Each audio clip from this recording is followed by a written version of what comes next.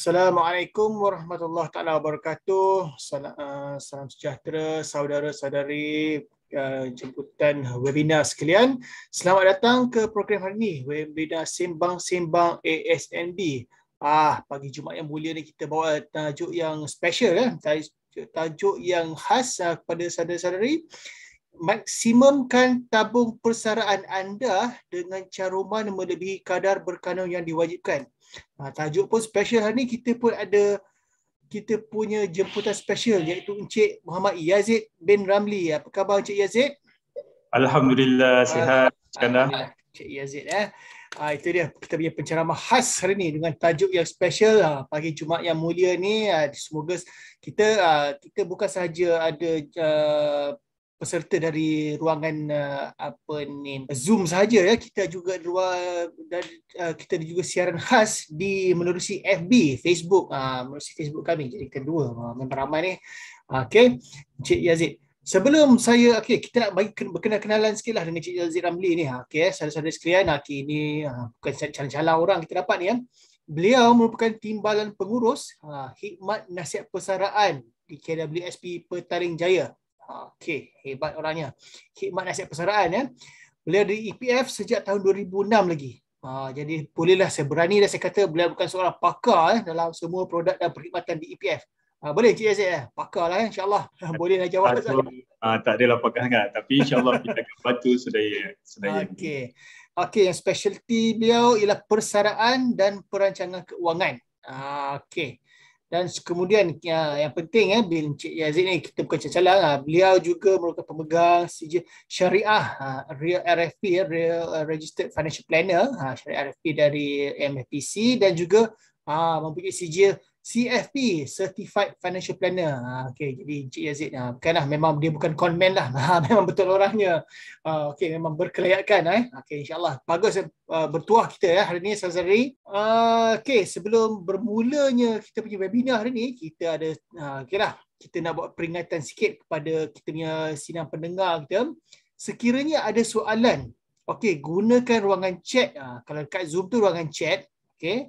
Kalau dekat FB ruangan komen. Okay, just type soalan. InsyaAllah kami bahagian penganjur ni insyaAllah akan bawakan kepada Encik Yazid. Tapi kalau Encik Yazid mungkin nampak juga dekat ruangan chat tu, mungkin dia pun boleh jawab terus. Itu betul pula lah macam mana Encik Yazid nak jawab kan, kat hujung ke, in between ke, kebetulan dia tengah bercakap dengan slide dia ke, mungkin dia boleh jawab terus. Okey, Encik Yazid nampak dia macam dah tak sabar nak gear dia dah warm up habis tu. Okey, Encik Yazid Okey, dengan ini saya serahkan kepada Cik Yazid untuk memulakan beliau punya pembentangan. Okey, dipersilakan Cik Yazid. Okey, terima kasih Cik Iskandar selaku MC kita pagi ini. Assalamualaikum warahmatullahi wabarakatuh dan salam sejahtera. So, pertama sekali saya ingin ucapkan ribuan terima kasih kepada pihak ESNB dan juga urus setia tim urus setia kita pagi ini, program Sembang-Sembang ASNB. Program pun namanya Sembang-Sembang. Jadi saya nak ajak tuan-tuan dan puan-puan, siapa yang ikuti program ini, secara santai secara santai kita sembang-sembang berkenaan dengan tajuk yang telah diberikan tadi. Jadi yang penting kita santai-santai ini, info dia sampai tuan-tuan dan puan-puan. Okey, baik. Sebelum saya terus kepada tajuk tersebut, saya nak bawa tuan-tuan dan puan-puan kita berkenalan dulu dengan KWSP ni apa KWSP ni. Tapi saya yakinlah ramai yang dah orang kata tahu KWSP itu apa. Cuma saya nak secara detailkan tu, saya nak ajak tuan-tuan dan puan-puan kita tengoklah sedikit sebanyak pengenalan berkenaan dengan KWSP. Okey, tajuk yang diberikan adalah memaksimumkan tabung persaraan anda dengan caruman melebihi kadar kanun yang diwajibkan. Jadi saya nak mulakan dengan latar belakang KWSP ni. Bila sebenarnya KWSP ni ditubuhkan? Kalau ikutkan rekod yang kami ada, 1 Oktober 1951 lagi KWSP ni telah ditubuhkan tuan-tuan dan puan-puan. Dan KWSP ni merupakan salah sebuah badan persaraan yang tertua dan terbesar di dunia. Dan kita beroperasi di bawah KWSP 1991. Maknanya kita dah ada akta yang khusus untuk beroperasi mulai tahun 1991. Jadi kenapa KWSP ditubuhkan ni tuan-tuan dan puan-puan? Yang ini saya nak sharekan berkenaan dengan pengalaman saya mengendalikan ahli-ahli KWSP. Saya nak kongsikan satu cerita. Ada seorang ahli ni datang ke kaunter bila saya uruskan dia punya pengeluaran beliau. Saya agak terperanjat tengok dia punya amount sangat besar. Lebih daripada 3 juta sebenarnya. Umur beliau dah 75 tahun dah. Lepas tu dia nak buat pengeluaran. Saya tanya sedikit berkenaan dengan macam mana beliau boleh kumpul sebegitu banyak pada umur persaraan beliau. Jadi bila saya tanyakan soalan tu, dia senyum kepada saya. Dia cakap KWSP. Oh, okey, saya tak dapat tangkap lagi. Saya senyum lah. Lepas tu dia tengok saya pun dia senyum. You tahu tak apa itu KWSP maksudnya?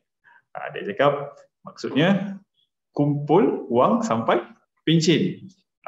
So bila saya dengar dia punya joke dia tu, barulah saya faham. Sebenarnya kalau mereka yang faham simpanan KWSP ni, sebenarnya memang objektif utama dia adalah untuk persaraan. Malah kalau mereka yang mengambil financial planning ni, siapa yang di dalam bidang financial planning, pengurusan ataupun kita punya persaraan ni, kita punya perancangan persaraan ini adalah satu modul yang wajib lulus.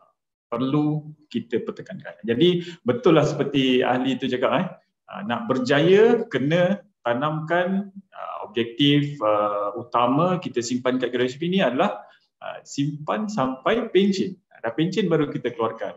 Memang betul lah, dia masa tu dah umur lebih daripada 60 tahun. So memang dia nak bersara. So saya teruskan dengan dia punya khidmat nasihat berkenaan dengan macam mana nak keluarkan wang tersebut. Okay, itu satu kisah yang saya kongsikan berkenaan dengan ahli yang dah berjaya. Dia dah sampai satu tahap yang mana dia boleh capai satu persaraan yang selesa. Okey, KWSP ini merupakan kumpulan wang nasional lah. Jadi dekat Malaysia ni semua sama. Tak adalah perbezaan antara negeri. Tujuan dia untuk persaraan pekerja. Untuk persaraan pekerja. Jadi dulu-dulu memang tak ada masa awal penubuhan KWSP tahun 1951 dulu. Dia punya matlamat tunggal dia memang tak ada skim-skim lain selain daripada pengeluaran 55 tahun. Tapi dari semasa ke semasa KWSP faham berkenaan dengan keperluan ahli-ahli untuk membuat pengeluaran. Jadi kita sekarang ni dah ada pelbagai skim yang mana hari ini saya tak dapat nak kupas satu persatu skim tersebut. Mungkin kita akan ada satu sesi lain, kita boleh tengok satu persatu skim-skim yang kita ada. Okey, yang ini pun saya nak ajak tuan-tuan dan puan-puan, sebab kat luar sana tu saya yakin ramai yang kadang-kadang dia blur lagi dengan berapa caruman, berapa yang kena potong gaji ni, berapa yang majikan bayar. Sebab apa? Yang ini bagi saya sangat penting untuk kita ambil perhatian pasal ini berkenaan dengan hak sebagai seorang pekerja dan juga tanggungjawab sebagai seorang majikan untuk mencarum.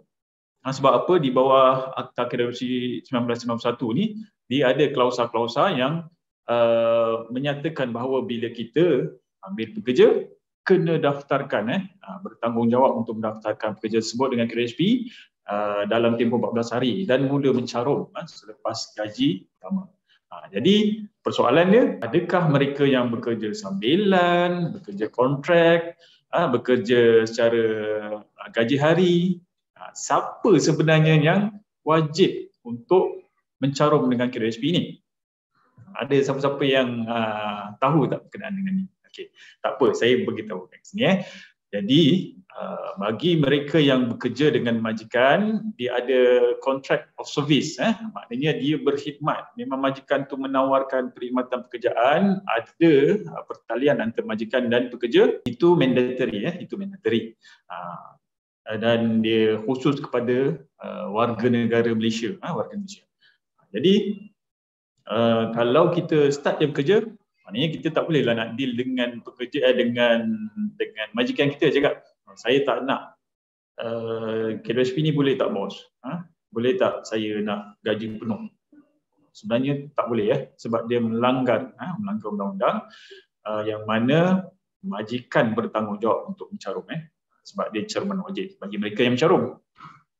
Nanti saya akan jelaskan dengan lebih terperinci bagi mereka yang tak bekerja ni macam mana. Atau bukan maksud saya tak bekerja. Dia bekerja tapi dia tak majikan. Nanti kita akan kupas. Jadi caruman wajib bagi pekerja, caruman berkanun, kadar berkanun adalah 11% mulai Julai tahun 2022 ni. Jadi sebenarnya ada tempoh yang kerajaan dilaksanakan mengurangkan kadar berkanun ni kepada 9%. Tapi nanti kita tengok mereka yang nak tingkatkan caruman wajib tersebut. Tapi yang penting kena ingat 11% ni hak kita untuk dipotong gaji dan ada lagi tambahan daripada majikan sebanyak 12 ataupun 13%. Kenapa ada dua kat sini? Ada dua kadar kat sini. Jadi yang ini pun kena ambil tahu pasal bagi mereka yang bekerja dan mendapat gaji 5,000 dan ke bawah. Jadi dia orang akan dapat additional, akan dapat tambahan 1% daripada majikan. Ni kena pastikanlah. So tuan-tuan dan puan-puan, macam mana nak pastikan ni? Kenalah buka i-account, i-account EPF tu. Buka, sekarang boleh pakai handphone pun. Tengok caruman tu betul tak seperti yang dipotong. Pastikan kalau gaji 5,000 dan ke bawah, majikan akan menambah caruman sebanyak 13%. Bagi mereka yang lebih daripada 5,000, dia akan dapat 12% je lah. Okey, jadi kalau keseluruhan yang nak dikatakan caruman wajib adalah sebanyak 23% ataupun 24%. Nanti kita akan perincikan lagi macam mana nak tambah. Sebab ada orang kata, nak tambah boleh ke? Okey, nanti kita cerita. So kita tengok lagi latar belakang KWSP. Kalau seseorang ni dia mendaftar dengan KWSP, kita defaultkan dia punya account tu dekat konvensional. Sebelum-sebelum ni, sebelum tahun 2017 kita tak ada pilihan selain daripada account konvensional. Walau bagaimanapun KWSP telah mula memberi pilihan kepada ahli-ahli. Dia sekadar pilihan dan memang kita galakkanlah bagi mereka yang Muslim untuk memilih simpanan syariah. Simpanan syariah ni apa tuan-tuan dan puan-puan? Dia sebenarnya adalah satu pilihan yang mana kita sebagai ahli ni boleh meminta supaya KWSP ni menguruskan semua wang kita untuk dilaburkan di dalam tempat-tempat yang patuh syariah saja. Jadi maksudnya segala dividen ataupun pulangan yang kita terima daripada KWSP dalam bentuk dividen tu mematuhi syariah yang telah ditetapkan. Jadi saya nak sarankan, saya nak menyeru rakan-rakan yang Muslim, ini merupakan satu tuntutan, kita untuk memilih kepada akaun syariah. Simple je, boleh buat melalui akaun juga. Senang. Kalau tak tahu boleh hubungi kami dekat KWSP, nanti kita akan bantulah. Jadi seterusnya kita tengok kepada struktur akaun KWSP. Ini pun ramai yang keliru. Ada yang tanya jumpa je, Cik Aziz, saya punya akaun ada berapa? Ada 3 akaun saya dengar. Akaun 1, akaun 2, akaun 3. So minta maaf. Sebenarnya kita ada 2 akaun saja. Kita ada 2 akaun, akaun 1 dan akaun 2. Ini secara umum, secara umum akaun KWSP kalau kita buka ada 2 akaun ni. Kenapa ada 2 akaun ni? Akaun 1 dan akaun 2.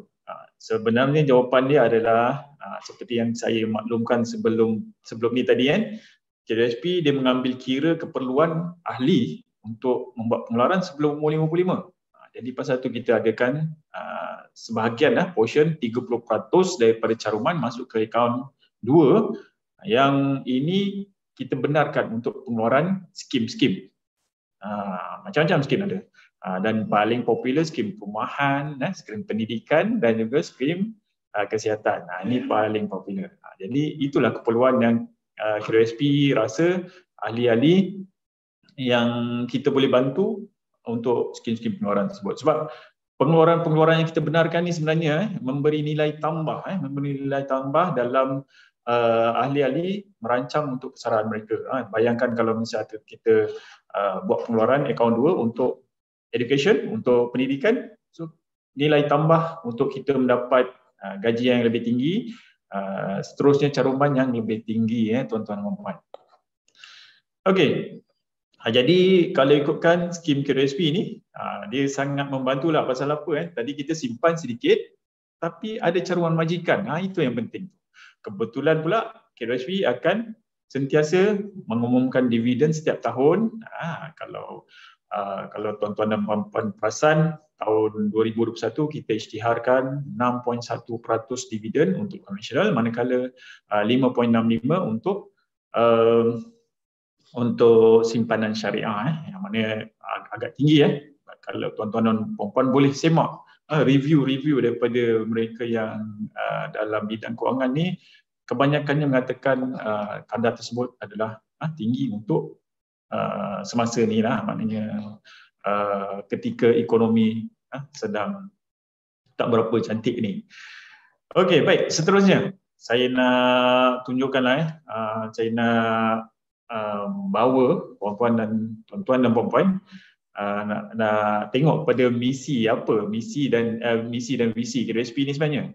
Jadi kita punya visi ataupun kita punya objektif utama satu je, kita nak bantu ahli mencapai masa depan yang lebih baik. Mencapai masa depan yang lebih baik ni dalam skop untuk persaraan persaraan. Sebab kita punya mandat, KWSP punya mandat ni memang tujuan dia untuk persaraan. Jadi masa depan yang lebih baik ni, kalau kita tak buat perancangan, tak buat simpanan KWSP ni, saya nak tanya tuan-tuan dan puan-puan, pernah tak nampak mereka-mereka yang telah berumur menjadi gelandangan malah terpaksa mengumpul. Kadang-kadang saya bila jalan-jalan dekat especially dekat Kuala Lumpur ni, kadang-kadang nampak orang-orang yang dah berumur, warga emas mengutip kotak-kotak ataupun plastik-plastik untuk dijual. Bila kita tanya, kita santuni mereka, tanya kenapa jadi macam ni, biasanya disebabkan tak ada sumber. Ya, jadi inilah sebenarnya, kalau ada sedikit simpanan dekat KWSP, masa tua tu sebenarnya yang sangat-sangat mustahak kita perlu ada. Jadi yang ini ramai di luar sana kadang-kadang dia tak ambil cakna berkenaan dengan simpanan untuk hari tua. Jadi bila kita dah tetapkan visi kita untuk membantu ahli mencapai masa depan yang lebih baik, jadi misi KWSP ni kita nak buat melindungi simpanan ahli itu dan memberi perkhidmatan yang terbaik. Jadi pasal tu kita punya target setiap tahun memberi dividen melebihi daripada kadar inflasi. Sebab itu salah satu untuk melindungi simpanan ahli. Jadi kalau ikutkan, bukanlah kewangan semata-mata yang menjadi punca ataupun menjadi keutamaan untuk kita bersara. Sebenarnya selain daripada kewangan, kita juga kena faham kesihatan kita masa umur persaraan tu sebenarnya sangat penting dan memberi impak langsung sebenarnya, memberi impak langsung pada kewangan kita masa bersara. Jadi jangan lupa sambil kita mengumpul simpanan persaraan tu, jangan orang kata sampingkanlah kita punya tahap kesihatan. Kena ambil berat juga. Jadi bila ada dua kombinasi ni, barulah kehidupan kita lebih baik dan bermakna. Kita nak kehidupan yang bermakna. Kalau duit ada tapi sampai masanya kita tak boleh gunakan duit tu, tak guna juga. Jadi simpanan campur dengan kita punya kesihatan, punya persaraan tu lebih bermakna lah tuan-tuan dan puan-puan. Baik, yang ini saya nak tunjukkan berkenaan dengan statistik utama. Jadi kalau ikutkan keseluruhan ahli satu Malaysia, kita dah ada setakat 31 Disember 2021 ada 15.2 juta ahli.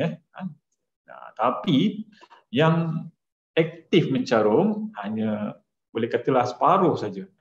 Boleh kata separuh saja. 7.7 juta ahli mencarum. Manakala 7.5 juta dia ahli QSP tapi tak ada caruman. Yang ini sebenarnya yang kita memang nak mengajak ahli QSP, terutama yang kita panggil sebagai pasif ni, dia tak ada simpanan, untuk aktifkan semula dia punya akaun QSP dengan cara membuat simpanan membuat simpanan ataupun membuat caruman sendiri. Nanti pun saya akan kupas. Ni tengok daripada segi majikan, kita ada 553,000 majikan yang berdaftar dengan QSP, yang saya percaya banyak lagi majikan yang mungkin tak daftar dengan QSP. Jadi saya seru kat sini, saya seru kalau anda sebagai majikan mengambil seseorang tu bekerja dengan tuan-tuan dan puan-puan, kena fikirkan berkenaan dengan tanggungjawab anda untuk mencarum. Sebab ramai lagi tak mencarum. Kalau kita tengok kepada populasi Malaysia, rakyat Malaysia kita apa yang kita panggil sebagai orang yang bekerja yang boleh bekerja dekat pasaran pekerjaan sebenarnya ada lebih daripada 20 juta. Tapi yang mencarum, bayangkan 7.75 juta, 7.7 juta sahaja. Yang lain-lain tu sebenarnya memang kita sangat sarankan untuk teruskan mencarum dengan QSP. Alright. Jadi dari semasa ke semasa kita santai-santai tengok kalau ada soalan-soalan dekat chat kita nak raikan juga kawan-kawan. Okey, salam daripada Encik Samzuri. Saya ada soalan untuk mereka yang memilih skim berpencen. Ada pilihan untuk mencarum dalam QSP? Wah, hebat ni. Walaupun dia dah ada skim pencen, skim pencen ni untuk pengetahuan tuan-tuan dan puan, pekerja kerajaan kerajaan, dia orang ada satu pilihan sama ada nak skim pencen ataupun QSP. Jadi mereka memilih skim pencen, dia dah tak ada lagi caruman QSP. Okey, jawapannya memang kita sangat galakkan. Sebab di samping pencen yang diterima nanti, simpanan QSP ini sebenarnya sebagai satu tambahan kepada tuan-tuan dan puan-puan yang berpencen ni. Malah sekarang kalau tuan-tuan dan puan-puan perasan, mulai tahun 2022 kerajaan dah benarkan mereka yang berpencen ni kalau mencarum dengan QSP boleh dapat pengecualian cukai sehingga RM4,000. Jadi saya sarankan ambil peluang ini, simpan dekat QSP, boleh dapat pengecualian cukai sehingga RM4,000. Jadi kalau nak tahu macam mana, boleh hubungi mana-mana QSP yang terdekat. Boleh, kita akan bantu sedaya yang upaya, insyaAllah. Simple je sebenarnya nak buat caruman ni. Sekarang semua online dah. Boleh buat online banking. Okay, so kita teruskan kepada kita punya slide ni tadi. Tadi kita dah tengok berapa ramai ahli, dah tengok berapa banyak majikan yang didaftarkan. Kita nak tengok berapa banyak duit terkumpul. Agak-agak berapa banyak duit. Okey, sebenarnya kita dah terkumpul setakat 31 Disember 2021 sebanyak 0.008 trilion. Maknanya dah cecah 1 trilion dah simpanan tuan-tuan dan puan-puan. Bukan duit QSP, duit tuan-tuan dan puan-puan juga. Daripada keseluruhan caruman tu dah terkumpul sehingga 1 trilion ringgit. Jadi walau bagaimanapun kalau tuan-tuan dan puan-puan perasan, ada satu laporan yang diterbitkan di akhbar. Kalau tuan-tuan dan puan-puan perasan, sebenarnya 1 trilion ringgit ni majoritinya pembahagian tu tak berapa nak seimbang sebenarnya. Ramai daripada kalangan mereka yang berpendapatan tinggi sebenarnya yang memiliki simpanan QSP ni. Jadi dekat situlah sebenarnya kita adakan pilihan-pilihan untuk mencarum sendiri, mencarum melebihi kadar berkanun yang saya akan kupas lebih lanjut selepas ni. Okey, kita tengok caruman dan pengeluaran sepanjang tahun lepas. Kita punya kita punya caruman yang dibuat oleh majikan-majikan tadi dan dibuat oleh ahli sebenarnya melalui majikan-majikan dan juga caruman sendiri, kita terima sebanyak 72.9 bilion yang mengalir masuk, manakala sepanjang tahun lepas ada sebanyak 131 bilion telah keluar kepada ahli, telah dibayar kepada ahli. Yang ini sebenarnya dia bukan kebiasaan lah. Ini disebabkan oleh ada pengeluaran yang diumumkan oleh kerajaan disebabkan oleh pandemik. Tahun lepas kan kita dengar macam-macam air, air sinar, air lestari dan juga air citra. So tahun lepas keseluruhan yang telah dikeluarkan adalah sebanyak 131. Walau bagaimanapun tuan-tuan dan puan, sebenarnya kalau ikutkan tu nampak macam negatif lah macam masuk sikit keluar banyak. Tapi kami dekat KWSP ini sentiasa memberi peluang untuk menambahkan semula. Orang kata nak pulihkan balik, nak balancekan balik simpanan ke dalam KWSP. So kita teruskan dengan slide berikutnya, iaitu saya nak bawa rakan-rakan semua mengenai isu dan cabaran dalam kita nak merancang persaraan ni. Tadi kita dah tengok objektif KWSP ni nak merancang untuk persaraan, tapi kita kena tahu juga apa isu dia. Isu sekarang ni adalah yang pertama, jangka hayat yang semakin panjang. Negara Malaysia sebenarnya sedang menuju kepada negara yang menua. Menua ni maksudnya peratusan orang yang berumur 60 tahun ke atas, dia dah mencapai satu peringkat yang populasi tu banyaklah, ramailah maksudnya. Tu maksudnya negara yang aging country lah kita panggil kan. Jadi dia punya cabaran dia apa? Cabaran dia kalau kita tak ada satu skim yang pun kata support ataupun yang membantu kita semasa bersara nanti, memang sangat mencabarlah maksud tu tuan-tuan dan puan. Siapa lagi kita nak minta tolong, nak minta bantuan kalau kita tak ada simpanan persaraan ni tuan-tuan dan puan. Takkan kita nak harapkan anak-anak kita, belum tentu, sebab cabaran mereka lagi besar tuan-tuan dan puan. Sekarang ni kalau nak tengok dia orang nak beli rumah tu, itu satu isu ni je. Kita tengok harga rumah dia orang pun kemungkinan struggle bergelut dengan isu tersebut. Jadi kita tak boleh harapkan anak-anak, sebab kalau kita harapkan anak-anak, dia jadi apa tuan-tuan dan puan? Mungkin ada yang pernah mendengar satu istilah kita panggil sandwich generation.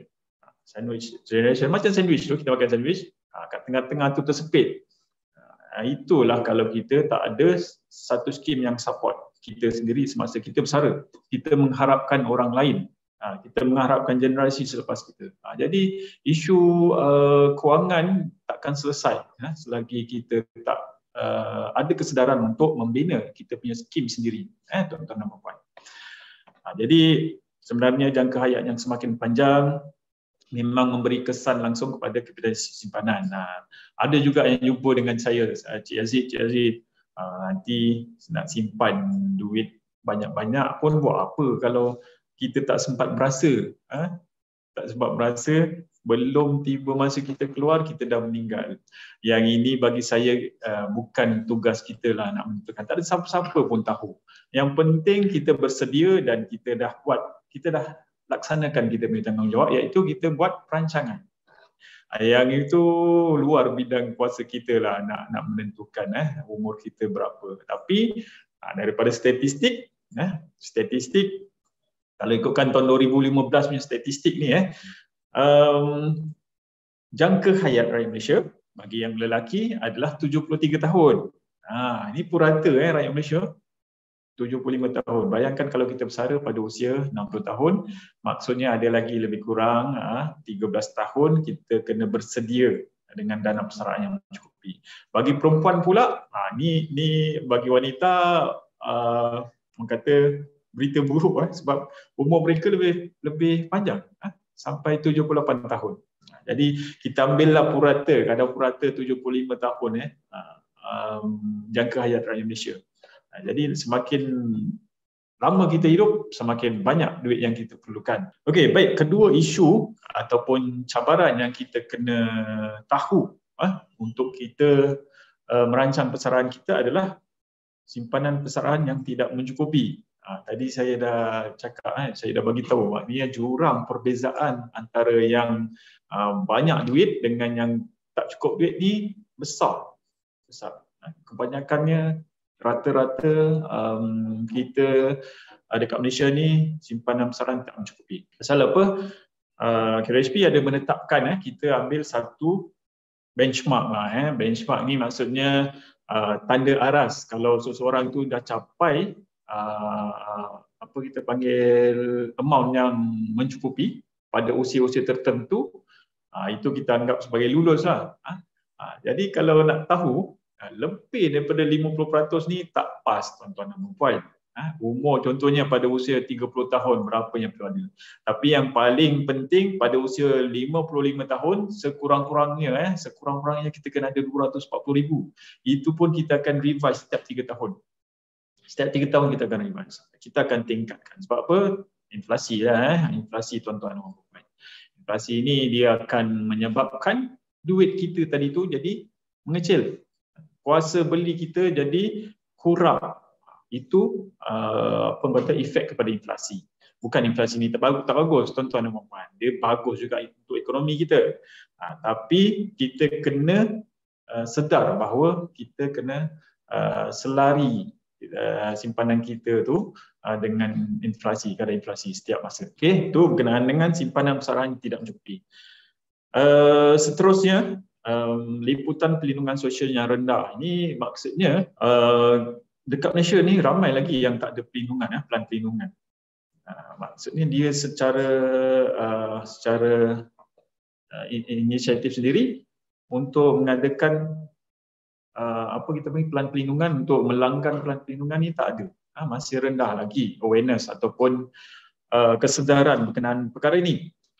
Sebab bila kita tak ada pelan perancangan, pelan perlindungan, jika apa-apa berlaku, bayangkan kalau ditimpa musibah, kalau boleh kita dijauhkan, tapi sekiranya ditimpa musibah lah, kata tak boleh bekerja lagi, bagaimana tuan-tuan dan puan? Bagaimana kita yang tak ada pendapatan masa tu nak menguruskan diri sendiri dan keluarga yang ada? Sebenarnya ini pun satu isu yang kita kena pertimbangkan dalam kita nak menstabilkan kita punya simpanan persaraan. Okey, saya nak bawa satu situasi lah. Bayangkan macam ni, kita dah kumpul duit ni sepanjang berpuluh-puluh tahun. Katalah kita kerja 30 tahun, 40 tahun kita kerja. Tapi bila sampai satu masa, tengok-tengok kita terpaksa pula gunakan wang simpanan kita yang kita dah kumpul tu untuk membiayai kos rawatan perubatan ataupun membiayai kita punya bil-bil medical yang kita kena lunaskan tu.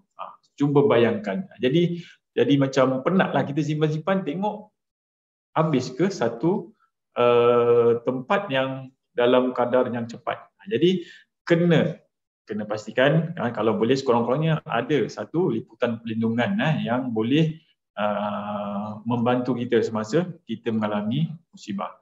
Yang ini pun saya nak, kalau bagi mereka yang orang kata Muslim tu, takaful tu sebenarnya satu cara dan sebenarnya kita kena niatkan. Takaful tu apa? Takaful tu dia ada satu konsep yang membantu mereka yang apa kita panggil yang mencarum sekali ataupun yang menyertai skim takaful tu, kita bantu mereka yang susah. Jadi kat situ sebenarnya kalau kita niatkan untuk membantu mereka tu, insya-Allah kita akan diberi ganjaran.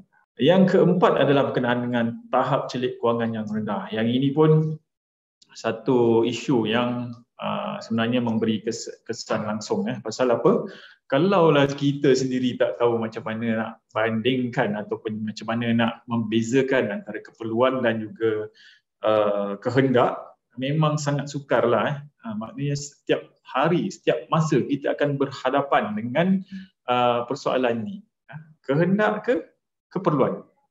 Jadi bagi mereka yang apa orang kata masih mempunyai bukanlah kata tahap celik kewangan yang rendah, tak. Maksud saya bagi mereka yang ingin meningkatkan dia punya tahap celik kewangan tu, boleh join mana-mana kelas. Even kalau dekat KRSP pun kita ada pegawai-pegawai yang boleh memberi khidmat nasihat secara percuma, boleh datang mana-mana kaunter KRSP.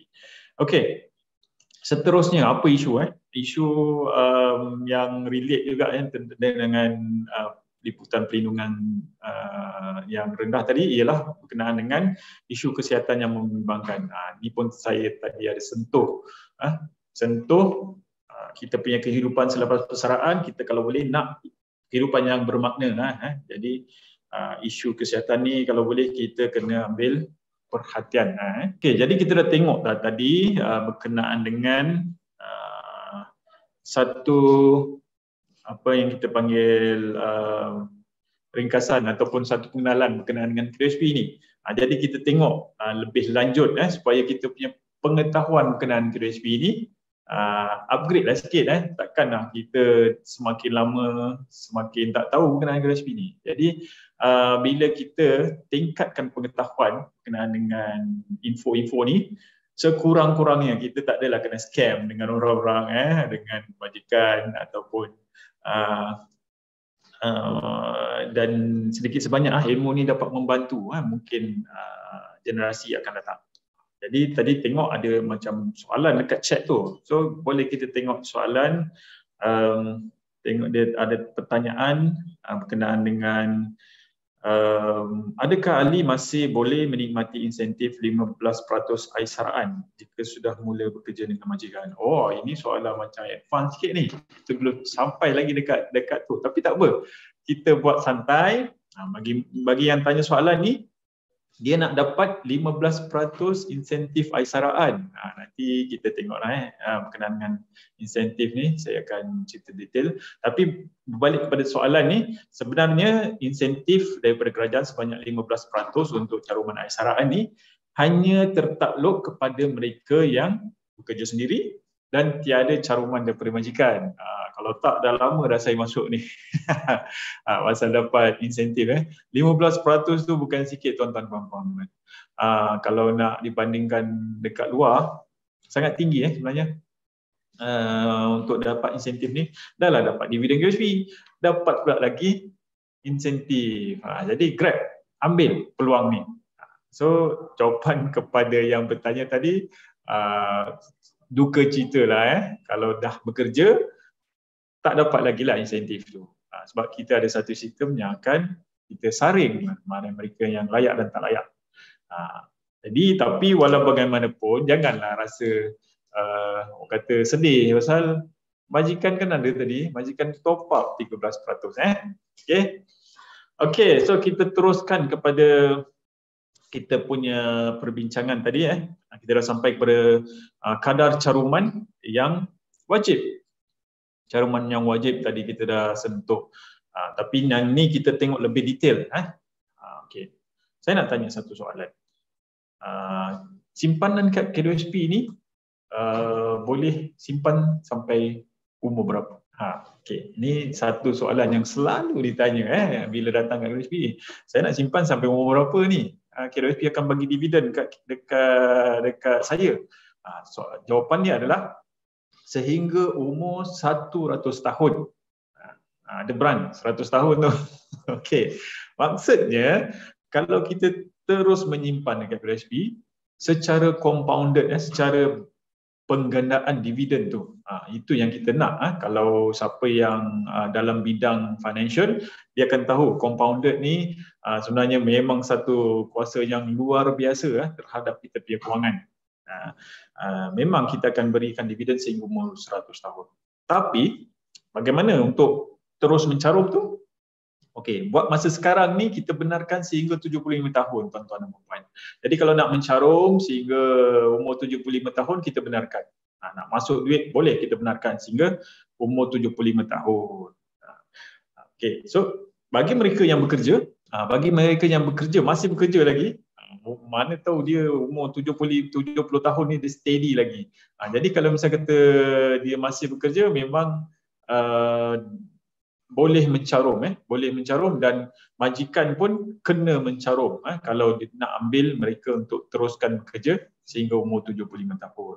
Wajib mencarum selagi bekerja. Tapi sekarang ni kebanyakan kita umur 60 tahun dah nak berehat dah. Kadar caruman ni sebenarnya dia ditentukan mengikut umur dan jumlah pendapatan bulanan. Tadi saya ada sebutkan 12 dan 13% daripada majikan tu ikut gaji. So you all semua dah tahu. Dari segi umur, bagi mereka yang berumur kurang daripada 60 tahun, jadi kalau misal kata caruman yang mandatory sekarang ni masih 9% lah, tapi dia akan kembali kepada 11%, 11% kadar berkanun mulai Julai 2022. Yang ini pun kena semak, tengok dekat dalam akaun account tu. Dia kembali ke tidak kepada 11% mulai Julai, caruman Julai. Tapi kalau kita masih bekerja selepas umur 60 tahun, tak kisahlah gaji kita 5,000 ke lebih daripada 5,000 ke, caruman pekerja zero, tak ada dipotong daripada gaji kita. Manakala majikan pula dia akan mencarum sebanyak 4% sahaja. Yang ini macam orang kata ihsan lah kot daripada majikan, dia bayar 4%. Walau bagaimanapun yang 0% tadi daripada majikan tu, daripada ahli, minta maaf daripada ahli yang dipotong gaji tu, sebenarnya boleh je kalau kita nak tingkatkan, boleh. Kena isi simple form, itu tajuk kita hari ni special tu. Caruman melebihi kadar berkanun. Memang dibenarkan dan digalakkan dah pun sekarang ni. Kalau tuan-tuan puan-puan nak tahu sekarang ni KRSP memang kita ada satu outreach program. Kita pergi kepada majikan-majikan ni. Jangan risau. So kalau perlukan saja nak special program ni, macam mana nak bantu majikan ni laksanakan caruman melebihi kadar berkanun. Kalau kat KRSP ni kita lebih pada terma VE. VE ni maksudnya apa? Kita voluntary access. Lebihan mencarum tu kita secara sukarela. Okey, ni kadar bercarum, kadar caruman yang wajib ni kita dah tahu . So maksudnya majikan kena hati-hati, jangan tipu lagi dah, sebab siapa yang dah dengar ni insya-Allah dia orang tahu hak dia orang hak dia orang berkenaan dengan caruman ni kalau carum. Tadi saya dah cerita ke belum berkenaan dengan had umur untuk mendaftar KRSP? Bila boleh mendaftar? Tadi saya dah cerita sampai umur berapa boleh simpan KRSP kan? Okey, saya nak share berkenaan dengan umur yang dibenarkan untuk membuka akaun dekat KRSP. Okey, tuan-tuan dan puan-puan yang ini sebenarnya pun bila saya buat test dekat luar tu, tanya rakan-rakan, ramai yang tak tahu. Sebenarnya buat masa sekarang kita benarkan ahli-ahli untuk mendaftar sendiri pun. Tak perlulah nak minta majikan ataupun tak perlulah nak menunggu sehingga mula bekerja barulah nak isi borang. Tak ada dah sekarang. Simple je. Bawa MyCard, pergi ke kios KRSP, kaunter KRSP, ada satu kios tu, masukkan IC, letak cap jari, match cap jari tu, kita immediately bagi ahli, jadi nombor keahlian kepada ahli tersebut. Umur yang paling muda kalau nak mendaftar dengan KRSP ialah 14 tahun. Memang 14 tahun, ramai yang terkejut. Ada yang kata 18 tahun, ada yang kata 21 tahun. 21 tahun ni macam dah jauh sangat lah. Tapi sebenarnya rata-rata orang kata 18 tahun. Memang betul lah 18 tahun boleh buka. Tapi kita benarkan juga kepada mereka yang berumur 14 tahun untuk buka akaun KRSP ni. Tak perlu sehingga nak kerja baru buka. Jadi diorang boleh prepare, boleh get ready. Malah sebenarnya simpanan lebih awal lebih bagus. Nanti saya nak buktikan kepada tuan-tuan dan puan-puan macam mana nak membuat pengiraan nak kirakan boleh ke boleh ke tidak untuk capai satu amount yang kita panggil amount yang agak selesa lah. Nanti saya tunjukkan pengiraan tersebut. Jadi yang ni tadi yang saya cerita berkenaan dengan kadar caruman wajib ni tertakluk pada warga negara Malaysia. Warga negara Malaysia sahaja yang wajib. Bagaimana pula kalau mereka expatriate yang datang bekerja dekat Malaysia ni? Ni mungkin relate ataupun berkait bagi majikan-majikan kalau ada dalam kalangan tuan-tuan dan puan-puan majikan yang mengambil pekerja asing sebagai pekerja, sebenarnya mereka tak wajib lah, dia sebagai pilihan.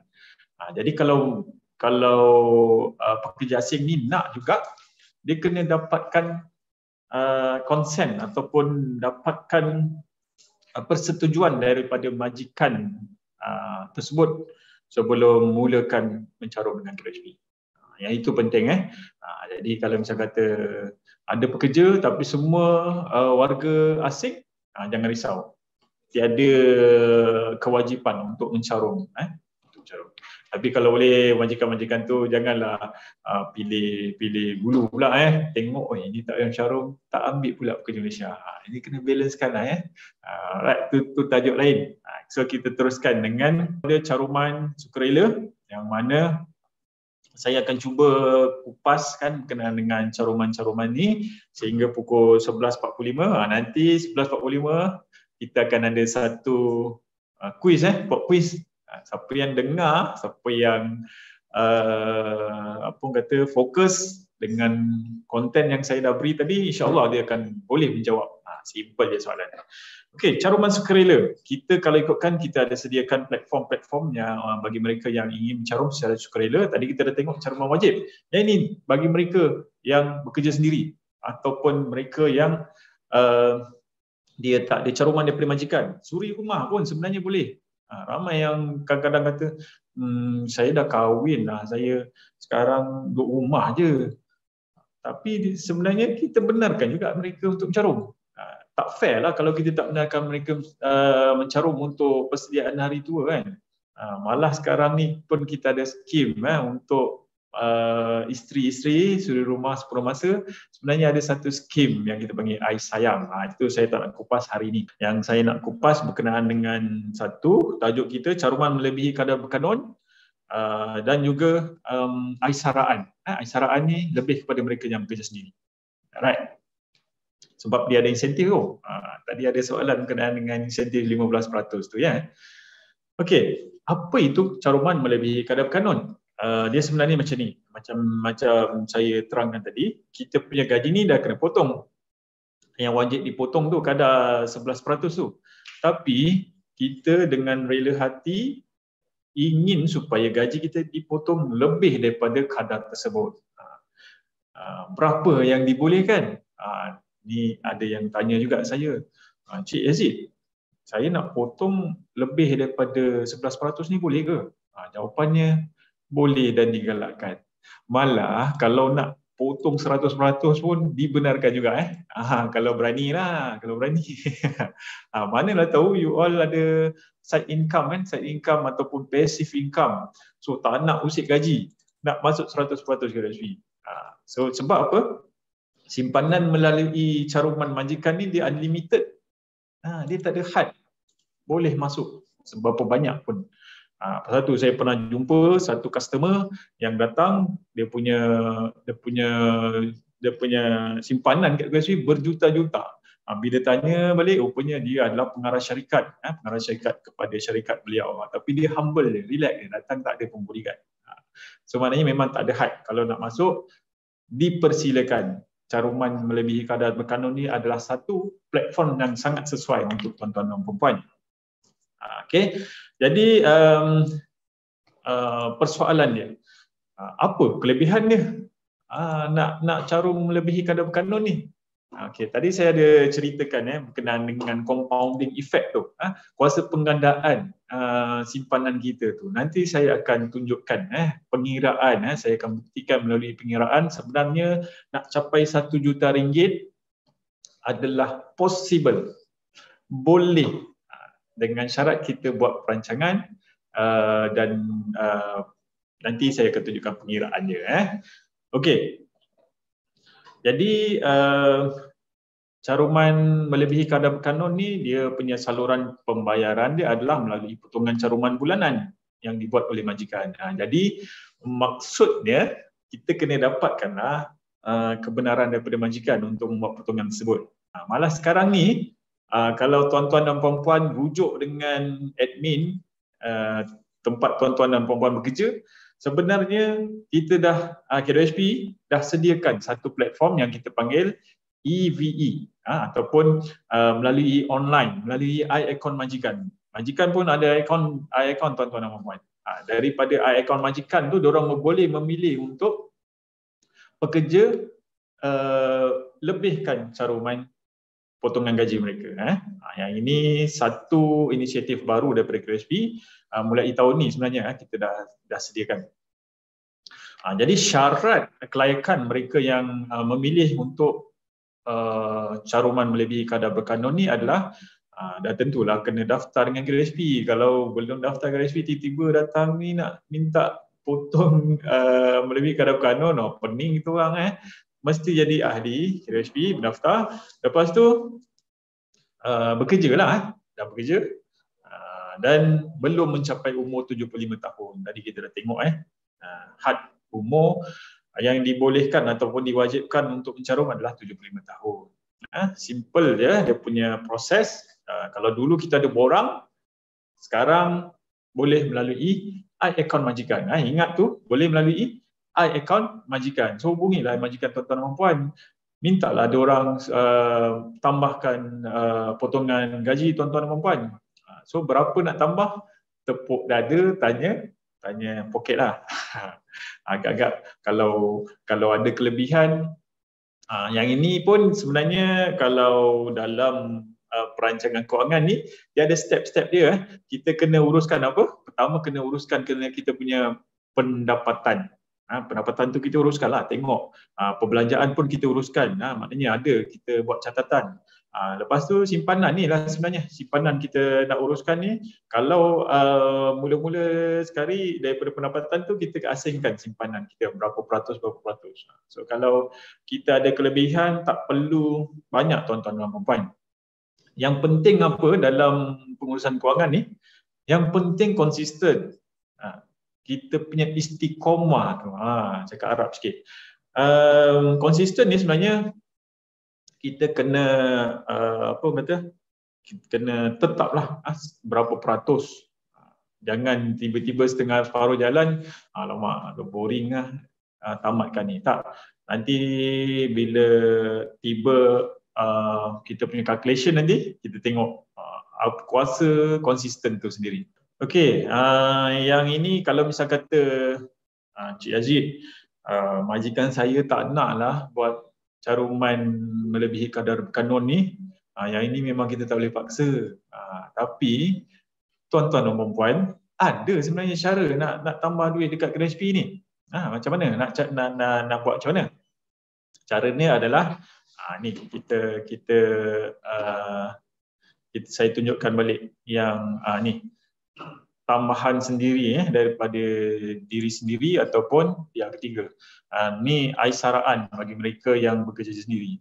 Ataupun kita panggil sebagai caruman sendirilah. Maknanya kalau majikan tak nak, kita masukkan duit kita sendiri.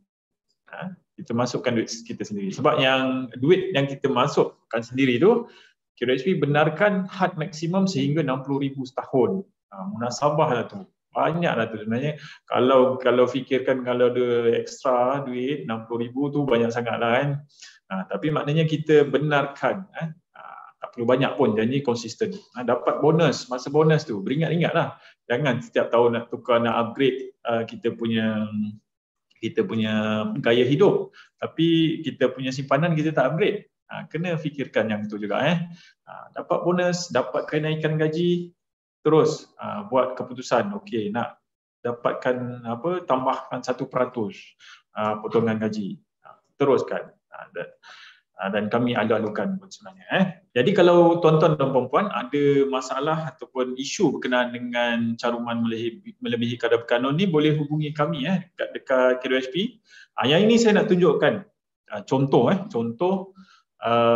pengiraan macam mana kita boleh optimiskan, kita boleh maksimumkan kita punya simpanan tu melalui caruman melebihi kadar berkanun.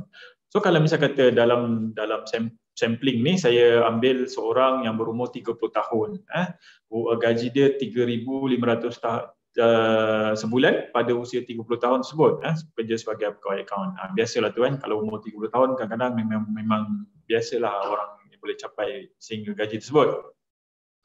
Jadi kalau asalnya potongan gaji 11%, saya majikan 13%. Jadi kalau dia nak tambah 1% ni bersamaan dengan berapa ringgit, puan-puan? Berapa ringgit? 1% ni bersamaan dengan RM35 saja kalau mereka yang bergaji RM3,500. Kalau RM3,000, 1% RM30. Jadi tengoklah kat situ, buat bajet sikit, mampu ke tak mampu untuk tambahkan ni. So, kalau mampu teruskan dan buat segera, jangan tertangguh-tangguh. Nanti tangguh-tangguh biasanya kirim salam lah, tak ada. Jawapannya tak ada. Buat segera. Tindakan tu kena dibuat segera. Jadi kalau rasa RM35 bagi mereka yang bergaji RM3,500 ni amount yang okey, teruskan. Simpan. Tambah 1% daripada potongan gaji. Kalau kita tengok kat dalam slide ni, kalau dia tak, dalam slide ni saya tunjukkan dia kalau andaian Zakwan ni dia umur 30 tahun, dah ada duit 70,000 dekat KWSP, lepas tu dia secara konsisten simpan sebanyak tambah sebanyak 2%. 2% daripada apa kita panggil potongan gaji tu, dia tambah sebanyak 2%. Selepas tempoh 10 tahun, kita nampak signifikan juga dia punya perbezaan. Kalau dia tak tambah, 243,000 je. Tapi kalau dia tambah 2%, selepas 10 tahun, duit dia sebenarnya akan menjadi kepada 254,000. Lebih daripada 10,000 perbezaan kat situ. Lebih daripada 10,000. Itu baru 10 tahun. Macam mana pula kalau kita tengok horizon, time horizon yang lebih panjang. Ni saya nak tunjukkan kalau tempoh yang lebih panjang dan juga peratus yang lebih tinggi. So kalau contoh yang sama juga bagi mereka yang bekerja pada usia 30 tahun, andaian kadar dividen KWSP 5% tahun. Lepas tu kalau 5 tahun tak ada caruman tambahan, dia punya akaun selepas 5 tahun akan datang akan ada 146,000 saja.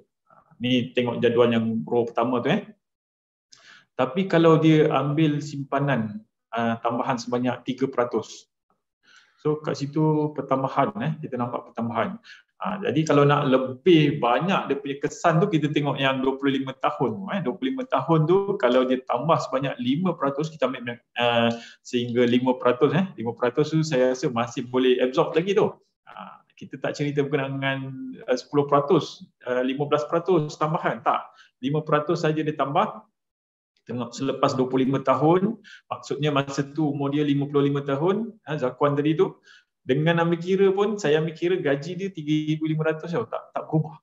Tak berubah. Dia punya simpanan boleh cecah sehingga 831,000. Okey, yang ini contoh yang tak berubah gaji. Okey, so sekarang saya nak tunjukkan, tadi saya dah janji macam mana saya nak buktikan nak simpan RM1 juta sebenarnya memang possible. Yang ini saya ambil contoh kes seorang ni, dia mula bekerja pada usia 25 tahun. Gaji permulaan RM2,000. Maksudnya 25 tahun tu dia start kerja, mungkin dia ada degree ataupun diploma. Dia gaji permulaan RM2,000, siap dengan apa orang kata, allowance tetap ni, siap allowance tetap, total RM2,000. Lepas tu kita andaikanlah kadar caruman dia 11%, memang wajib. Lepas tu dia tambah 3% sepanjang sepanjang dia menyimpan dengan QRSP. Katalah dia tambah 3%. 13% tu bagi mereka yang bergaji 5,000 dan ke bawah. Jadi keseluruhan dia adalah sebanyak berapa? 27% daripada gaji akan dimasukkan ke dalam akaun QRSP. So nanti kita tengok dapat ke tidak dia capai simpanan RM1 juta. RM1 juta ni sebenarnya saya letak benchmark bukan apa tuan-tuan dan puan. Sebenarnya kalau kita dah capai RM1 juta ni sekarang ni duit kita dekat simpan akaun QRSP dia dah capai RM1, kita tak perlulah skim apa-apa pun untuk keluarkan duit kita yang lebihan daripada RM1 juta. Contohnya macam inilah, kalau tuan-tuan dan puan-puan ada RM1,100,000, tuan-tuan boleh keluarkan yang RM100,000 tu bila-bila masa.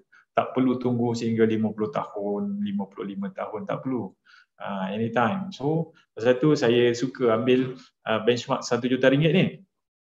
Jadi, kalau kita andaikan tadi 5.5% dividen daripada QRSP, ni berdasarkan track record yang lepas-lepas lah. Kita tak bolehlah nak gunakan yang akan datang kan.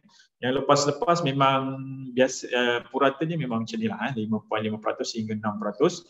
Manakala kenaikan gaji sebanyak 3% setahun. Yang ini sebenarnya kita boleh plan ni sebenarnya kenaikan gaji dengan macam mana kita tambah nilaikan kita punya skill, kita punya pengetahuan terhadap kerja tersebut. InsyaAllah akan ada peningkatan. Jadi saya ambil katalah 3% saja setahun ada kenaikan gaji, dan rata-rata mereka yang bekerja dekat Malaysia ni ada katalah bonus 1 bulan untuk setahun. Ni kita ambil secara purata. Jadi kita tengok, saya dah buat satu contoh pengiraan. Ini tuan-tuan dan puan-puan boleh je gunakan Excel. Ini bukanlah orang kata rasmi daripada QRSP, tapi yang ni saya nak tunjukkan pengiraan contoh macam mana nak capai RM1 juta ni. Sebenarnya memang boleh, memang boleh. Tadi kita tengok dia start kerja umur 25 tahun. Selepas 30 tahun iaitu 55 tahun dia dah capai 700,000. Dan kalau dia bersara pada usia 60 tahun, kita tengok ada cecah pada 35 tahun, cecah 1.1 sebenarnya. 1.1 ni sebab dia opening balance untuk tahun ke-36, dia sebenarnya jadi ending balance untuk tahun ke-35. Jadi ni saya cakap, saya buktikan pengiraan sebenarnya memang possible kalau kita nak mencarum, nak mencapai RM1 juta. Dengan cara macam mana? Kita tambahkan yang tadi saya tunjukkan 3% saja tuan-tuan dan puan-puan. 3% caruman tambahan. Dan kena pastikanlah ada perkembangan karier. Perkembangan karier dalam kita punya kerjaya. Janganlah gaji starting 2,000, pencen pun 2,000. Ni saya ambil contoh ni, kita boleh tengok kat sini. Masa mula-mula dia masuk dulu gaji 2,000, tapi bila dia bersara pada usia 60 tahun, 5,400. Kira okey lah. Kita ambil contoh yang rendah pun sebenarnya. Kadang-kadang orang yang dah umur 60 tahun ni gaji dia orang boleh cecah sampai 10,000. Ni kita ambil yang simple. Okey, so saya dah tunjukkan pada tuan-tuan dan puan-puan. Okey, so rasanya dah jelas berkenaan dengan caruman melebihi kadar berkanun. Sekarang kita nak tengok kepada caruman pilihan sendiri ni. Ni yang tadi ada kata jumpa saya, Cik Aziz, saya nak mencarum juga pasal majikan dia tak nak potong saya punya gaji. Dia cakap banyak kerja. Okey, boleh gunakan saluran pembayaran yang kita sediakan, iaitu caruman pilihan sendiri. Maknanya kita masukkan sendiri. Yang ini boleh gunakan perbankan internet. Kita ada ejen-ejen bank juga, dan juga pembayaran di kaunter QRSP yang terpilih saja. Bukan semua QRSP ada kaunter pembayaran, tuan-tuan dan puan-puan. Jadi sekarang kita pun dah lantik ejen bank berdaftar di bawah BSN. BSN ni dia salah satu ejen bank, boleh rujuk pada QRSP macam mana nak buat pembayaran dengan ejen bank ni. Tapi kita sangat galakkan pembayaran melalui perbankan internet, tuan-tuan dan puan-puan. Ingat, maksimum dia sehingga RM60,000 saja. Okey. So yang ini pula saya nak bawa kepada mereka yang bekerja sendiri. Sekarang Grab rider, Food Panda rider, apa-apa rider lah yang bekerja sendiri ni. Sebenarnya kalau ikutkan mereka tak ada, agak sedih jugalah mereka tak ada simpanan. Tak ada simpanan daripada majikan, tak ada caruman daripada majikan. Jadi ini saluran. Saluran dia apa? Mencarum sendiri, dapat insentif khas. Dapat insentif khas. Malah Grab, kalau sepanjang pengetahuan saya, Grab pun ada sediakan tambahan sehingga RM80. Manakala kerajaan dia akan tambah sehingga RM250 setahun ataupun bersamaan dengan 15% insentif. Yang ini jangan lepaskan peluang tuan-tuan dan puan bagi mereka yang bekerja sendiri. Yang belajar pun boleh. Yang belajar kalau ada duit lebih simpanan tu masukkan ke RSP boleh dapat dengan syarat daftar dulu aisaraan ni. Macam mana nak daftar? Jumpalah kami dekat RSP ni, insya-Allah kita bantu. Senang je tuan-tuan dan puan. Semua buat online sekarang ni. Okey, kita ada soalan ke kat sini? Untuk caruman sendiri gunakan perbankan internet memang tak dikenakan cas ke? Memang. Yang ini bergantung kepada bank lah. Kita kalau setakat yang saya pengetahuan saya, yang saya pernah gunakan Maybank to You, tak ada dikenakan charge. Tak ada dikenakan charge di bawah Maybank to You. Okey, so macam mana nak dapatkan RM250 setahun ni? Jadi ada syarat lah, kena mencarum. Caruman ni berapa banyak? Minimum 1,700 sepanjang tahun. Jadi kalau mereka yang belum membuat caruman aisaraan ni, daftar dengan QHP, lepas tu mulakan mencarum. Kalau cukup 1,700, kita akan suggest kepada kerajaan untuk kelayakan RM250 ni secara insentif. Okey, so manfaat tadi pun saya dah cerita, pelepasan cukai 4,000 setahun bagi mereka yang mencarum sendiri yang bukan melalui caruman majikan tu. Bantuan kematian pun melayakkan simpanan kita kat QHP ni, kalau ada baki, melayakkan kita untuk mendapat bantuan kematian ni. Jadi macam yang tadi ada pertanyaan daripada mereka yang dah masuk skim pencen, rata-rata mereka yang dah masuk skim pencen ni dia keluarkan habis baki kosong. Umur muda lagi, umur baru 35 tahun, umur 40 tahun, tapi baki kosong dekat QHP. Jadi secara automatiknya tuan-tuan dan puan-puan tak ada mendapat manfaat ni. Bantuan kematian ni takkan dapat, waris tak dapat. Tuan-tuan dan puan-puan, masa bantuan kematian ni kita dah tak ada lah. Jadi kesianlah kat waris-waris tu, bila datang QHP nak minta bantuan kematian 2,500 ni, tengok opennya baki dah kosong, tak layak. Jadi mulakan caruman semula. Okey, jangan lupa juga had maksimum sama juga, 60,000 setahun. Siapa yang layak menyertai aisaraan ni? Ni saya cakap tadi, semua yang terlibat dengan perniagaan sendiri, dengan apa orang kata sekarang ni kita panggil gig economy, mereka yang bekerja sebagai Grab driver, Grab rider. Ni gig economy ni pun kita sangat galakkan untuk terlibat untuk mencarum di bawah aisaraan ni. Siapa lagi? Ni nelayan, suri rumah. Saya dah cerita juga suri rumah. Malah kalau student yang ada duit tambahan pun boleh. Boleh. Tak ada isu. Ni kaedah pembayaran melalui online banking. Yang ini saya nak cerita kat dalam ni agak detail, susah. Nanti tuan-tuan dan puan-puan saya sarankan sangat-sangat tuan-tuan dan puan-puan untuk datang ke kaunter QHP untuk dapatkan penjelasan berkenaan dengan perkara ni. Okey, jadi saya tadi dah cerita panjang lebar berkenaan dengan caruman melebihi kadar berkanun. Saya nak test sikit dengan tuan-tuan dan puan. Siapa yang ada 2 device boleh scan kita punya QR code ni. Kita nak buat survey sikit je tuan-tuan dan puan. Okey, yang ini saya nak ceritakan juga di bawah sembang-sembang ASNB ni berkenaan dengan satu platform yang kita panggil sebagai iInvest. Tadi kita dah cerita berkenaan dengan menyimpan. Sekarang kita cerita pula berkenaan dengan melabur. Okay. So dalam disiplin perancangan kewangan ni, kita kena pastikan kita punya simpanan tu dah settle. Dah orang kata taken care. Kita dah pastikan semuanya okey. Jadi kalau ada kelebihan duit dekat akaun tu, memang dibolehkan untuk kita melabur di bawah akaun KWSP. Bagi mereka yang dah lepas daripada benchmark simpanan asas dekat akaun 1 tu, mereka sebenarnya ada peluang untuk melabur sendiri. Maknanya kalau mereka ada pengetahuan, ada keberanian, sebab yang ini bila kita cerita berkenaan dengan pelaburan, dia sebenarnya melibatkan risiko. Boleh jadi untung, boleh jadi rugi. Tapi simpan kat KWSP, dia takkan pernah rugi pasal simpanan anda dijamin, dijamin di bawah akta.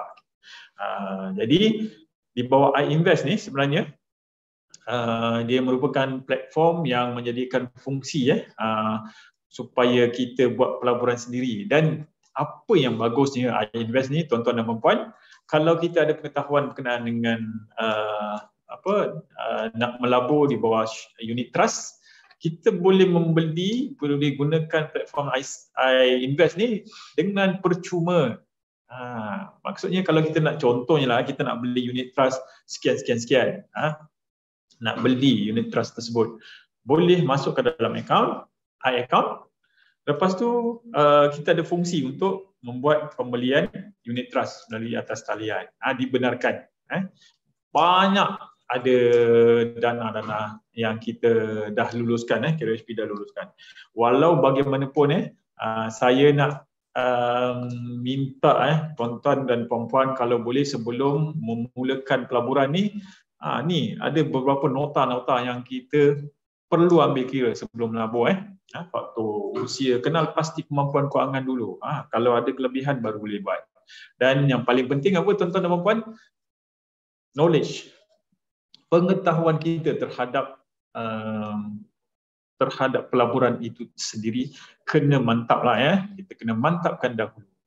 Okey, untuk membantu tuan-tuan dan puan-puan, sama ada nak merancang untuk persaraan ataupun merancang untuk kewangan, kita ada sediakan khidmat nasihat persaraan ataupun kita panggil RAS secara percuma dekat boleh dikatakan hampir keseluruhan kaunter-kaunter KWSP seluruh Malaysia. Kita dah ada perkhidmatan percuma ni.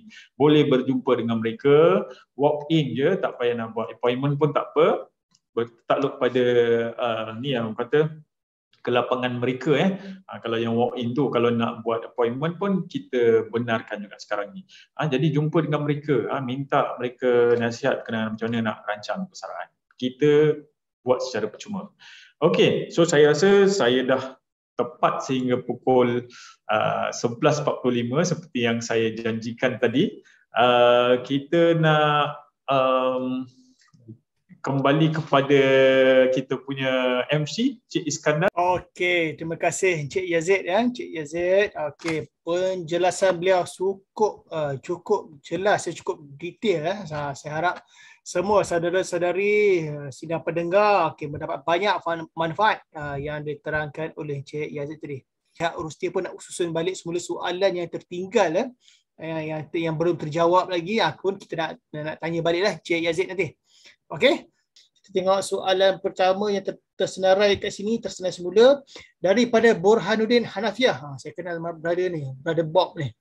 Okey, macam mana nak daftar iSuri? Ini mungkin untuk isteri kedua dan ketiga beliau. Okey, agaknya. Ya.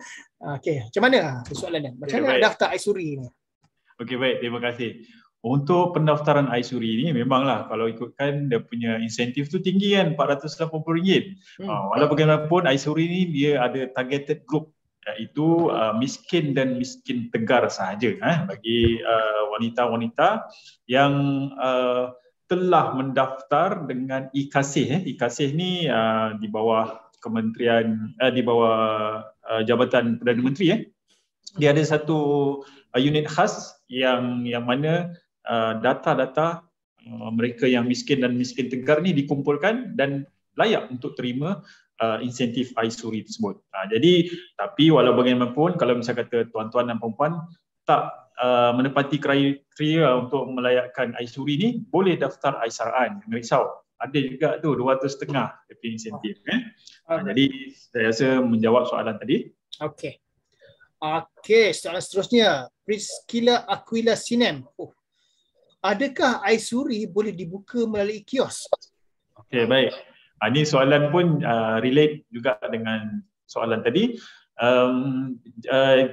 Untuk Aisuri ni kalau dah layak disenaraikan di bawah e-Kasih, dia secara automatiknya kami dekat KDSP akan mendaftarkan dia untuk melayakkan insentif tersebut. Jadi perlu pendaftaran, yang diperlukan adalah caruman. Caruman kena buat setiap tahun untuk melayakkan. Dan kelayakan yang terkini untuk Aisuri ni adalah sehingga umur 55 tahun sahaja. Daripada pendengar Tegar ni, peserta Tegar, antara peserta Tegar sembang-sembang SMB, Puan Sakuntala. Okey. Selamat pagi Tuan, nak tanya insentif 15% tu dikabarkan hingga tahun ini saja. Minta pencerahan. Puan Sakuntala. Okay. Baik, pencerahannya okey, ni saya nak cerahkan ni. Okey. Sebenarnya macam ni insentif ni memang datang daripada pihak kerajaan. Dan memang sehingga tahun 2022 ni dia punya orang kata last akan tamat.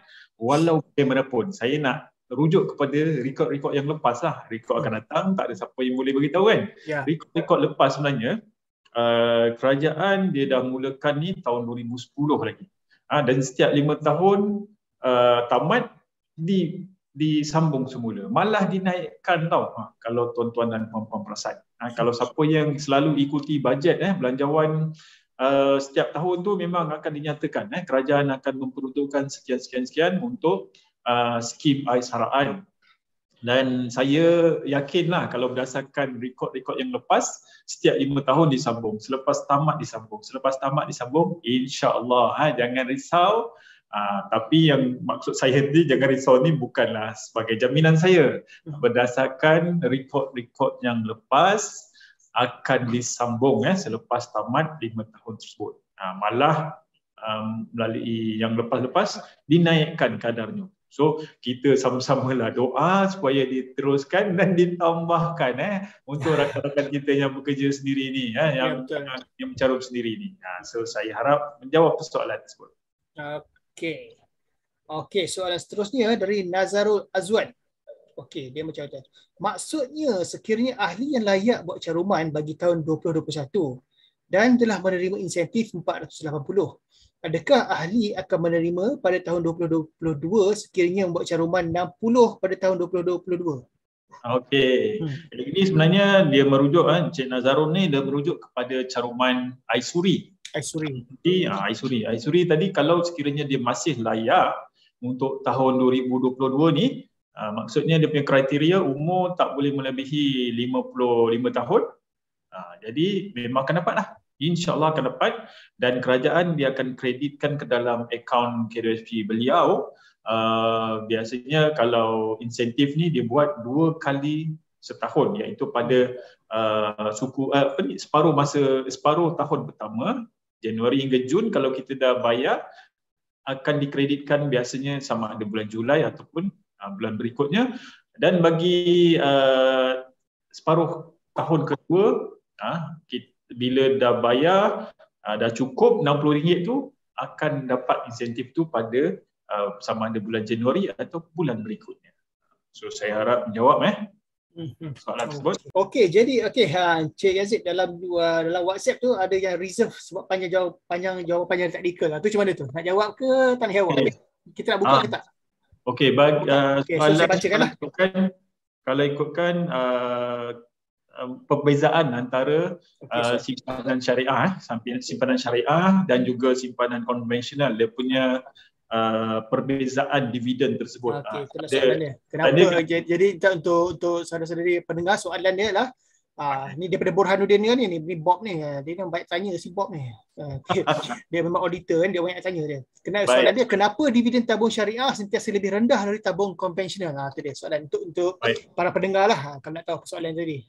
Okey, jawapannya saya memang agak teknikal, tapi saya simpulkan Dia punya jawapan adalah tidak semestinya simpanan syariah tu dividen dia akan lebih kurang daripada simpanan konvensional. Cuma antara faktor-faktor yang menyebabkan dividen tu rendah adalah disebabkan pelaburan apa kita panggil yang patuh syariah masih terhad dan orang kata masih kecil berbanding dengan dana-dana yang dana konvensional ni. Maknanya kalau ikutkan dana konvensional besar, manakala dana simpanan syariah kecil. Kenapa kecil? Sebab ramai lagi yang ahli-ahli tak memilih simpanan syariah ni. Dan macam saya cakap tadi tu, ahli yang Muslim kalau ikutkan dia ada satu keperluan dia bukan kata nak bandingkan antara yang tinggi dengan yang rendah, tetapi untuk orang kata kewajipan yang ini saya ambil daripada pembacaan malah saranan daripada pihak berautoriti yang mengatakan menjadi satu kewajipan untuk memilih. Jadi kalau yang pilih konvensional, walaupun dia punya dividen tinggi, dia kena buat penyucian. Untuk yang Muslim ni, dia kena buat penyucian. Last lebih rendah daripada simpanan syariah tersebut. Tapi kalau nak explanation ataupun penjelasan yang lebih panjang, boleh berjumpa dengan pegawai-pegawai dekat KWSP, terutama RAS, pegawai RAS. InsyaAllah kita akan bantu sebab kat sini tak apa sesuai nak cerita terlalu panjang. Okey, sekarang panjang sangat jadi kontroversi nak cerita ke sini. Okey, setakat ni soalan dia yang ada. Terima kasih, kita dah kat penghujung. Okey, Encik Yazid. Right, Encik Yazid. Ada apa kata-kata hikmah untuk Encik Yazid? Kata daripada pihak KRSP, sekali lagi mengucapkan ribuan terima kasih kepada pihak ASNB atas program sembang-sembang ni. Saya yakin akan datang kalau diizinkan kita akan bertemu lagi, dan tak lupa juga kepada tuan-tuan dan perempuan yang sudi meluangkan masa. Jangan lupa saya punya pesanan tadi, kalau nak ambil tindakan tu kena ambil tindakan segera. Kalau kita berlengah, biasanya takkan berjaya. Okey, so saya sudahi dari pihak saya, memohon maaf sekiranya ada kesilapan ataupun kekurangan sepanjang saya punya sesi tadi. Saya mohon maaf lah Jadi sekiranya ada pertanyaan lanjut, boleh hubungi kami dekat, kalau macam saya dekat PJ, boleh datang. InsyaAllah kita boleh sembang-sembang. Okey, so saya serahkan pada Encik Iskandar. Okey, terima kasih Encik Yazid dan juga tim EPF tim KWSP. Memang cukup menarik pembentangan dia. Saya pun nak kongsilah. Agaknya kalau tak dipaksa, kalau tak dijadikan kewajipan untuk buat potongan KWSP ni, kalau masa saya mula kerja, dia bagi peluang untuk nak tolak ke tak tolak. Silat gaib saya yang masa tu yang tak berapa tahu pasal literasi kewangan, silat gaib saya kata saya tak nak, saya nak gaji penuh. Nasib baiklah benda tu dipaksa, diwajibkan kan. Nasib baik. Kita barulah saya celik sikit, terlebih celik ekstra. Okey, sekali lagi kami terima kasih sekali lagi dah ucap terima kasih kepada EPF dan juga kepada saudara-saudara sekalian. Kami pun sama-samalah memohon maaf andai kata berlaku ada kekhilafan dalam pembentangan ni, dalam penyampaian ni. Yang baik itu daripada Allah, yang kurang tu daripada kelemahan kami sebagai manusia. Okey, kita berjumpa lagi dalam program sembang-sembang ASNB, insya-Allah. Kita jumpa lagi sekian. Assalamualaikum warahmatullahi dan selamat sejahtera. Bye.